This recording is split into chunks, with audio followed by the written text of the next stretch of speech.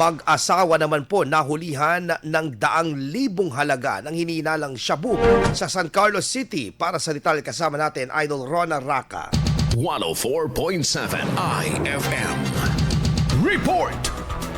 Arestado ng pulisya ang mag-asawang tukoy na high-value individual sa usaping illegal na droga matapos ang ikinasang search warrant sa San Carlos City, Pangasinan. Nakilala ang dalawa na 34 anyos na lalaki habang ang asawang babae ay 24 anyos. Nakumbaska mula sa pagmamayari ng mga ito ang 35 grams ng hinihinalang shabu at nagkakahalaga ng abot 238,000 pesos. Nakuha rin ang ilan pang mga drug paraphernalia mula sa mga ito. Nasa kustodiya na ito ng pulisya at haharap sa kaukulang kaso. Mula rito sa IFM Digupan, ito si Idol Rona Raca. Tadak, IFM.